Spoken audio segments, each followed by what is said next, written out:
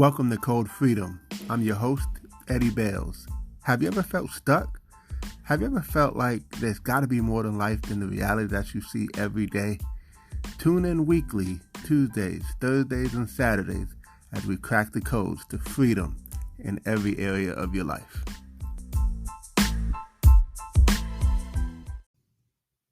Welcome to Code Freedom. I'm your host, Eddie Bales, and welcome to episode 9. Today we're going to talk about entrepreneurship. It's one of the biggest codes to freedom because matter of fact, there's a quote, I think I said it a few episodes ago, but there's a quote that says, if you live in America and you don't own your own business, you've given up your right to be free. And so, the key to having freedom is to have a vehicle where you can pretty much be your own economy, if you will.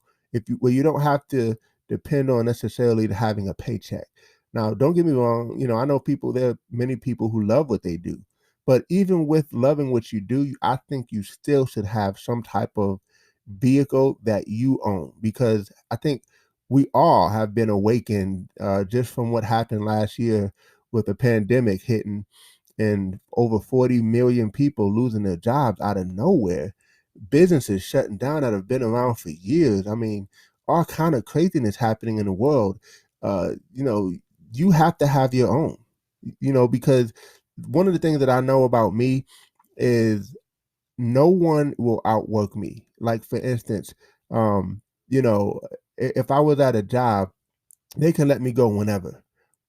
And hey, things may not be perfect if you have I'm not saying that if you start a business, your life is just going to be peachy king and everything's going to be perfect. But what I am saying is, at least that you have control over how good or bad you do, right? So it's a whole nother shift though when it comes to mindset. When I say shifting, you're shifting from, just showing up and letting someone else handle everything too. You have to have the mindset that, hey, when I wake up, if I'm going to earn an income today, then it's up to me, right? What do I put in place, and how much value am I going to bring to the market where I can be compensated and rewarded because of that value that I put out, right? So entrepreneurship is so key, it's so critical, and I want to give you guys a little bit of a framework on what type of entrepreneurship that you should explore, because some people, they go from, okay, so there's this book that you really want to read if you haven't already, and it's Rich Dad Poor Dad. This book changed my life. I still remember where I was at. I still remember what I was feeling. I still remember all the thoughts that were going through my head. Matter of fact, I'll tell you guys. So, my dad, he's a truck driver, and we were going to do a load, because sometimes I would ride with him and go empty some of the loads off the truck to make extra money. I was always looking for some kind of a hustle, right? Because I needed to provide for myself. I was on my own at 18. I think I'll tell you that story another time if I haven't already. But so here's what happened. I was riding with him. I was reading this book that everybody swore by that I needed to read, and I remember feeling bamboozled. I remember feeling like, oh my God, I'm 20 years old. Why am I just now reading this for the first time? Because what it talked about is what wealthy people do when they get their income versus what everyone else does, right? And so he got this quadrants, he calls them. And if you think of like a cross or a quadrant, and in the left quadrant at the top, you have an E, which is a employee, right? And so they work a job, right? And there's a certain income that you will earn in that quadrant, because it's like, you're bought at wholesale, sold at retail. What does that mean? It just means that, if you earn 40, 50, 60, $70,000 a year at that job, then how much are you producing for them, right? Because you got to produce more than what you're earning in order for them to keep you there, right? So imagine producing at that same level, but being able to earn what you're worth, because it doesn't have to go through someone else, but it's all coming to you. Make sense? So an employee is, and don't get me wrong, hey, that's where we usually have to start, because if you don't have any income, when I was a broke college student working 3 jobs just trying to make it happen, I had to get those jobs to provide for myself, right?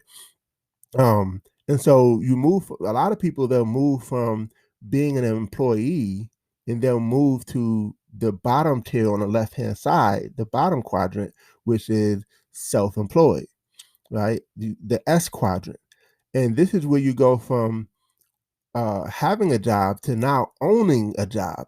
So in this position, it's like if you don't work, you don't get paid. And I'm not going to name off all the professions that do this, but you know, I get it. You want to take the bull by the horns and say, listen, I'm gonna be an entrepreneur. I'm gonna do whatever I got to do, and you just go out there and you make it happen. But it's in a system set up where, like, if you take your foot off the gas, then there's no more income coming for you, right? So the income is solely attached to what you do, right? And so what you really want to do in this book, it says, is you want to move to the right side of the quadrant, which is called the B and the I side. So you got the B in the right hand corner and the I in the bottom right hand corner. The B, it stands for big business. Right? And this is where you don't work a job or own a job, but you own a system. And all that means is you have several people who work a system, and you are able to generate profit from all the people who work that system, right? And it says, the a big business would constitute as, having 500 employees or more, because in this situation you have several people who are kind of working a system on your behalf, and then the profits are able to be generated, right? But this is really the true place where you can start to obtain freedom, because now you have an income that you could take your foot off the gas and it would still keep on going, because you got several people who are still working it when you're not working it, right? So and by the way, there are traditional ways that you can build something like that, but there are also non-traditional ways, and that's one of the paths that I've taken, is a non-traditional, what I would call a non-traditional business, where it's, you can, it's almost like having a franchise, without having to have all the traditional stuff that come along with having a franchise, like having, let's just say, having uh being an accredited investor. Like, for instance, if you want to have a McDonald's, you have to be an accredited investor. And my challenge with owning McDonald's, because it's $1 million you got to have up front, that's what an accredited investor is I was $999.99 short of the $1 million to start a McDonald's, right? So you almost really have to have money already to do that, and a lot of other businesses. So you kind of have to have the money already to be able to build some of these businesses. But the reason why I like some of the unconventional, um, or non-traditional types of businesses, is because you may not have to have a whole lot of money. You could have less than $100. A matter of fact, I have a gentleman in my organization and in my business. He's a plumber, and last month was his first month, and he made $1,000, right? And he's just mind blown, because it's like, look, I don't have any experience. I've never been an entrepreneur. I'm a plumber for the last 14, 15 years, but yet he made an extra $1,000. So I say all that to say that, uh, you want to have a position where you can build something that can build passive income, and also residual income, where your money can work for you instead of you working for it. And then you move down to the I quadrant, which is the investor. And this is another quadrant. You don't have to have a whole lot of money in the B quadrant to start a business and build it into a big business. Sometimes you just got to have the sweat equity, the time. I mean, you just have to put time into it, if you don't have money up front. I heard someone say it this way: either you have a lot of money and you can put it to work, or you have time and you put the time to work in order to earn the income. All right. But then again, you move down to the I quadrant, which is the investor. And here is where, what I say, you make your money make money, right? So this is where you've earned income, and now you just let that money go to work for you. And this is typically investing it in maybe other businesses, or it could be investing it in the market like stocks, which is crazy, by the way, what's happening with GameStop. If you haven't checked that out, I won't even go there right now. But just know that at this point, you're looking for ways where you have money and you can put it to work on your behalf. One of my friends, one of my mentors, he says, "Hey, uh, put overalls on your money and let it go to work for you," right? Or he said it this way: send your money out into the world and let it come back with friends, right? And so that's kind of what an investor is doing. Is he's using his knowledge and skill and intellect to build to find investments that can produce more income. And really, ideally, what you want is you want your investments to surpass what you earn in your business, and that is a true place to get to, where now you're not only earning passive income, but you have investments that are earning money on its own on your behalf, right? Again, I started reading that book at 21, and 21 years old almost, and I was like, oh my God, like how come I never learned this? And then I started learning how, it talked about, when a wealthy person, well, okay, when regular folks get their money, they pay their bills, and then they just try to save whatever's left.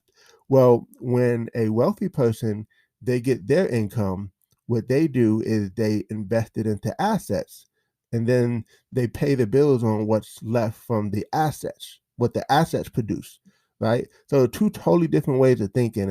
And again, grab the book. I don't get paid when you read the book or when you buy the book, but my point is, it was life changing for me, and that's just one of the books that I've read that was really like an awakening for me when it came to entrepreneurship. But I started to realize that, I had to build something that I could leave to my children's children, and that's what I'm so focused on, is not for myself, but just also helping other people, because I want other people to have that same awakening that I had.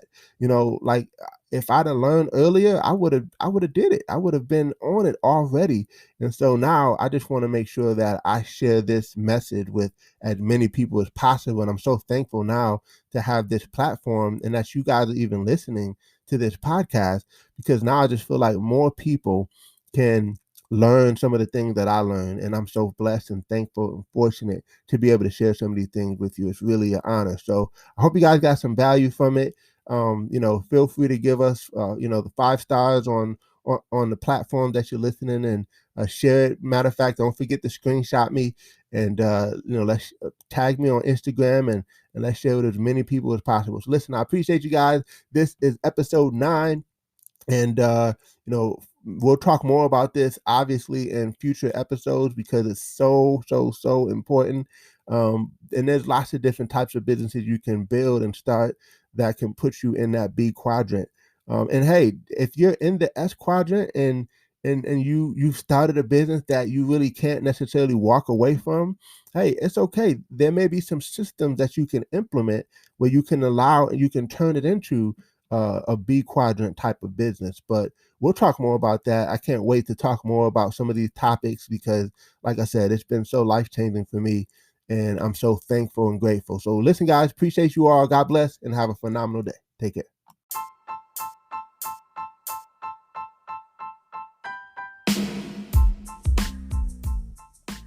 Thanks for tuning in. Appreciate you guys for listening.